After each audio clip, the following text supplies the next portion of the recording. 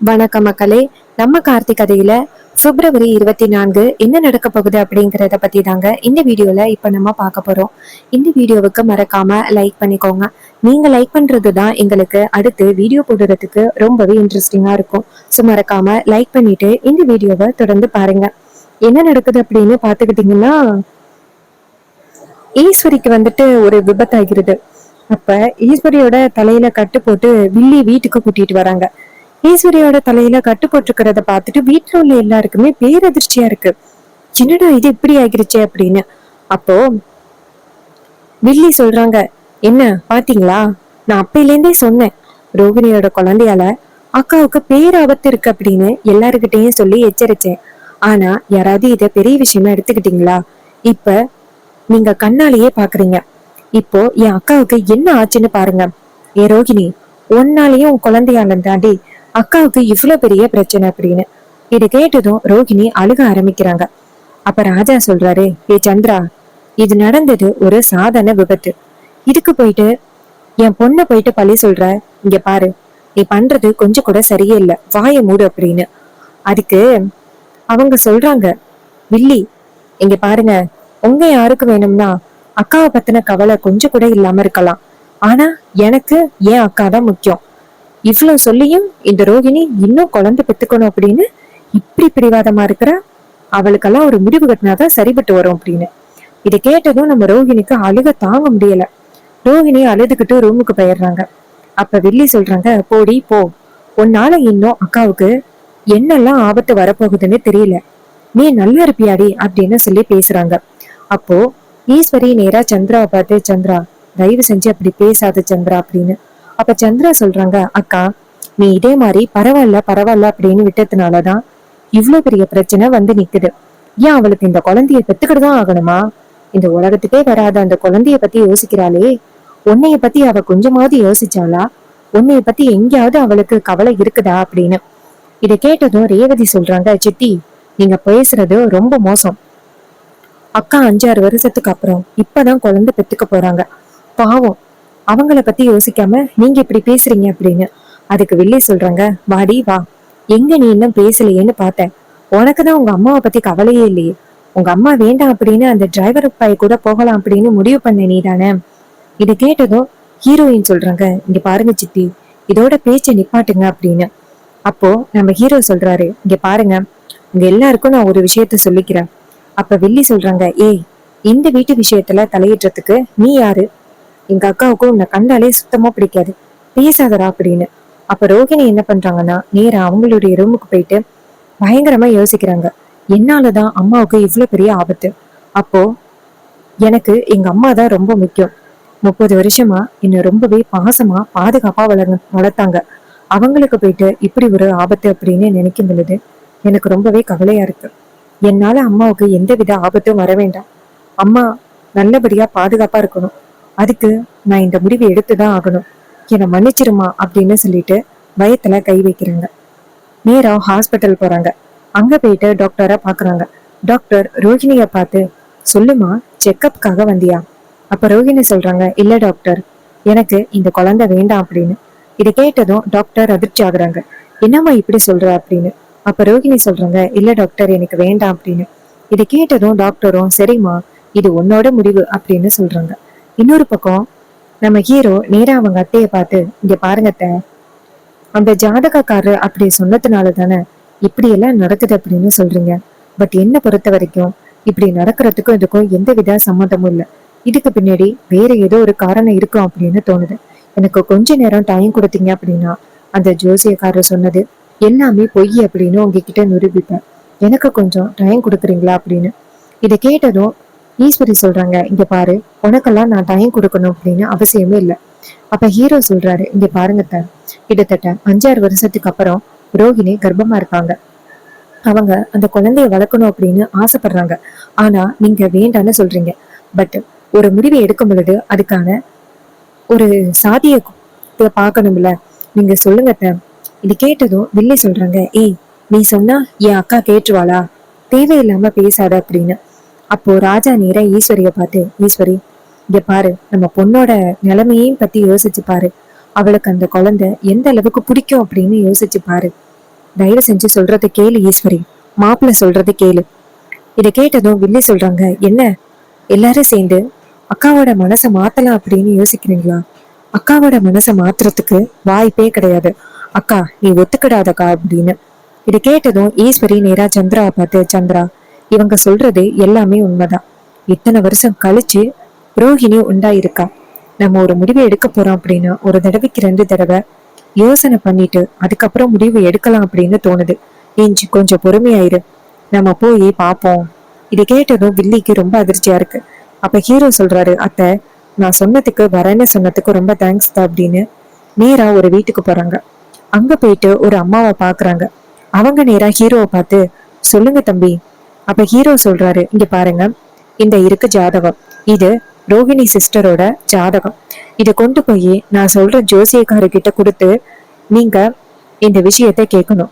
என் பொண்ணு உண்டாயிருக்கா, ஜாதகத்தை பத்தி சொல்லுங்க அப்படின்னு கேட்கணும். அப்ப அவரு அந்த ஜாதகத்தை பத்தி சொல்லுவாரு. இது கேட்டதும் அவங்களும் சரிங்க தம்பி நான் போய் கேக்குறேன் அப்படின்னு சொல்லிட்டு ஜாதகத்தை வாங்கிக்கிறாங்க. அப்ப வில்லி இதை பார்த்துட்டு ஷாக் ஆகுறாங்க. வில்லி அவங்க அக்காவை பார்த்து, அக்கா இதெல்லாம் தேவையே இல்லக்கா. அதுக்கு ரேவதி சொல்றாங்க, சித்தி நீங்க கொஞ்சம் வாயை மூடுங்க அப்படின்னு. அதுக்கப்புறம் எல்லாரும் சேர்ந்து அந்த ஜோசிக்கார் வீட்டோட ஜன்னல் வழியா பாக்குறாங்க. அந்த அம்மா நேரா அதே ஜோசியக்கார்ட்ட போயிட்டு அந்த ஜாதகத்தை கொடுக்குறாங்க. கொடுத்துட்டு, இங்க பாருங்க, என் பொண்ணு 5-6 வருஷத்துக்கு அப்புறமா உண்டாயிருக்கா. இந்த ஜாதகத்தை பார்த்து சொல்லுங்க, அந்த குழந்தையால பாட்டிக்கு ஏதாவது ஆபத்து இருக்குமா அப்படின்னு பார்த்து சொல்லுங்களேன் அப்படின்னு. இது கேட்டதும் அவங்களும் சரி அப்படின்னு சொல்லிட்டு வாங்கி பாக்குறாரு. அப்போ அவரு அந்த ஜாதகத்தை முழுசா பார்த்துட்டு, இங்க பாருங்க, நீங்க எதுக்கும் கவலைப்படாதீங்க. இந்த ஜாதகத்தால உங்க பாட்டிக்கு எந்த வித ஆபத்து வராது.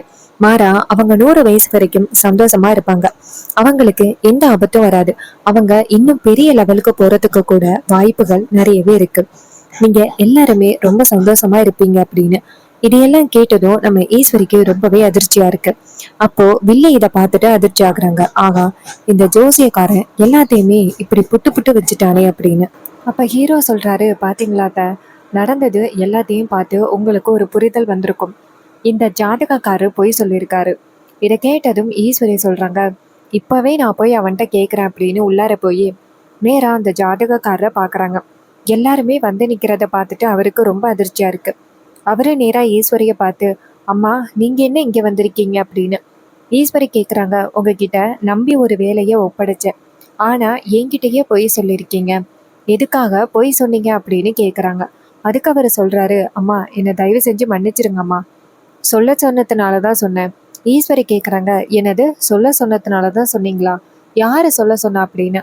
அவரு சொல்றாரு, இங்க பாருங்கம்மா, இந்தோ நிக்கிறாங்களே சந்திரா அம்மா, அவங்களோட ஹஸ்பண்டு தான் என்னுடைய பொண்டாட்டியையும் பொண்ணையும் கடத்தி வச்சுக்கிட்டு அவங்கள காலி பண்ணிடுவேன், நீ இந்த மாதிரி போய் சொன்னா அவங்கள விடுவேன் அப்படின்னு சொன்னான்.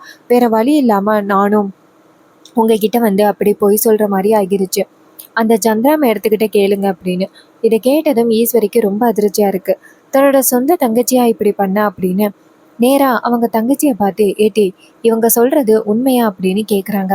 அதுக்கு அந்த வில்லி சொல்றாங்க, அக்கா அதெல்லாம் இல்லக்கா, அவங்க பொய் சொல்றாங்க, நான்லாம் அப்படியெல்லாம் எப்படிக்கா பண்ணுவேன், எனக்கும் இதுக்கும் சம்மந்தமே இல்லக்கா, தேவையில்லாம என்னை பிரச்சனையில இழுத்து விடுறதுக்காக இவன் இப்படி சொல்றான். யோ நானா என் உங்ககிட்ட சொல்ல சொன்னேன் அப்படி அப்படின்னு. அதுக்கு அவர் சொல்றாரு, இங்க பாருங்க மேடம், நடந்தது எல்லாமே உண்மை, நீங்க வேணா நம்பாம இருக்கலாம், ஆனா இதான் நடந்துச்சு. இங்க பாருங்க ஈஸ்வரி அம்மா, என் மேல எந்த தப்புமே இல்லை, இவங்கெல்லாம் மிரட்டினதுனாலதான் நான் அப்படி போய் சொல்ற மாதிரி ஆகிருச்சு, நீங்களே உங்க தங்கச்சி கிட்ட கேட்டு பாருங்க அப்படின்னு.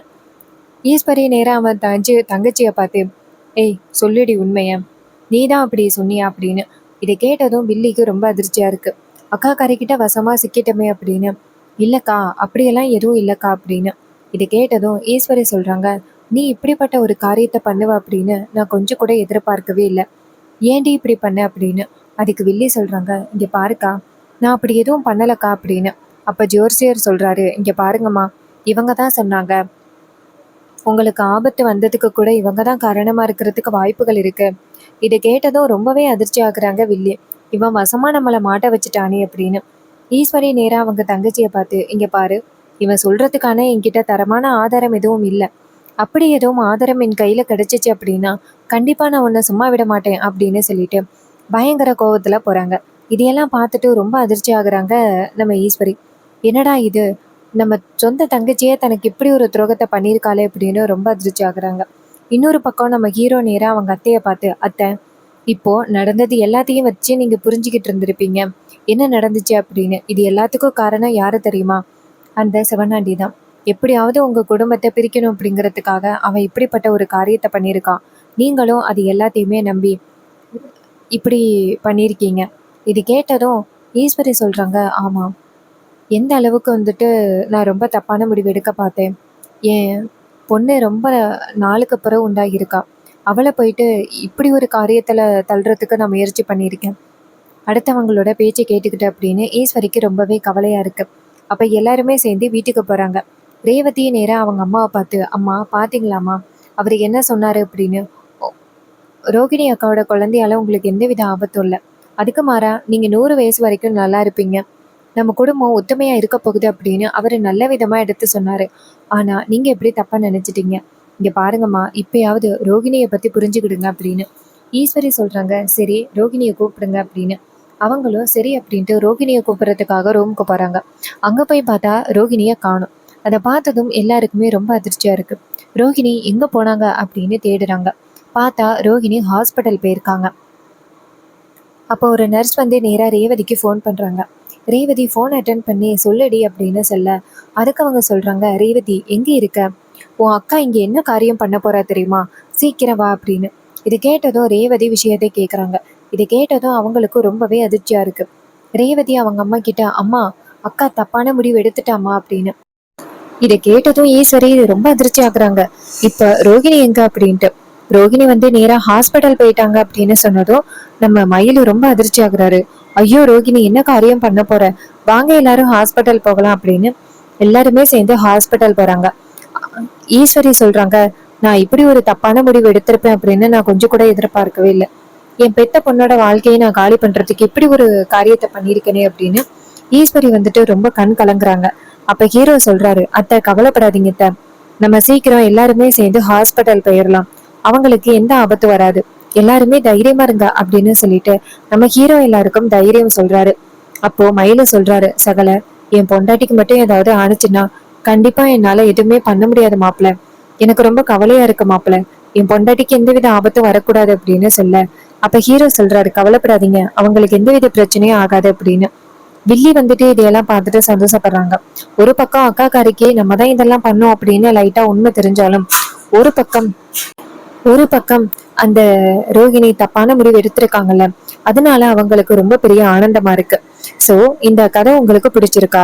இந்த கதை பிடிச்சிருந்துச்சுன்னா இந்த வீடியோவுக்கு மறக்காம லைக் பண்ணிக்கோங்க. நீங்க லைக் பண்றதுதான் எங்களுக்கு அடுத்தடுத்து வீடியோ போடுறதுக்கு ரொம்ப ரொம்ப இன்ட்ரெஸ்டிங்கா இருக்கும். சோ உங்க எல்லாருக்குமே தெரியும், நம்ம புதுசா ஹேர் கிளிப் பிஸ்னஸ் ஸ்டார்ட் பண்ணியிருக்கோம். ஸோ எல்லாமே அஃபோர்டபுள் ரேட்ல உங்களுக்கு நிறையவே கிடைக்குது. ஸோ உங்களுக்கு வேணும் அப்படின்னா சீக்கிரம் ஆர்டர் பிளேஸ் பண்ணுங்க. எப்படி ஆர்டர் பிளேஸ் பண்ணணும் அப்படின்னா, டிஸ்கிரிப்ஷன்ல வாட்ஸ்அப் நம்பர் கொடுத்துருக்கேன். அந்த வாட்ஸ்அப் நம்பருக்கு ஹாய் அப்படின்னு மெசேஜ் பண்ணுங்க. அதோட நம்ம ஒரு கிவ் அவே ஆப்ஷன் கூட வச்சிருக்கோம். 200 ருபீஸ்க்கு ஒருத்தான gift அந்த வின்னருக்கு கொடுக்க போறோம். வேணும் அப்படின்னா சீக்கிரம் இந்த கிவ்அவேல கலந்துக்கோங்க, ஹாய்னு மெசேஜ் பண்ணுங்க. ஸோ அடுத்ததா நம்ம ஹீரோ இருக்காருல்ல, அவருக்கு இப்ப நிறையவே வந்து கதைகள் கொண்டுட்டு வராங்க. நிறைய ரசிகர்களுக்கு இந்த கதை எதுவுமே பிடிக்கவே இல்லை. ஏன்னா நம்ம ஹீரோ வந்துட்டு உண்மையை கண்டுபிடிக்கணும், அந்த மாதிரி ட்ராக்ல கொண்டுட்டு போங்கன்னு பார்த்தா தேவையில்லாம என்னென்னமோ ட்ராக் எல்லாம் கொண்டுட்டு வராங்க. கதை பாக்குறதுக்கே ரொம்ப குழப்பமா இருக்கு. கிட்டத்தட்ட ஒரு மாசமா ஸ்டோரி வந்து ஸ்ட்ராங்காகவே இல்லை. ஸோ வியூவர்ஸ் எல்லாருமே நம்ம ஹீரோக்கு ஒரு ஸ்ட்ராங்கான கதையை தான் எதிர்பார்க்குறாங்க. ஃபர்ஸ்ட் அவர் நடிச்ச சீரியல்ல உள்ள அந்த ஒரு பவர் இந்த சீரியல்ல இல்லை அப்படின்னு ரசிகர்கள் எல்லாருமே ரொம்ப வந்துட்டு வருத்தம் அடைகிறாங்க.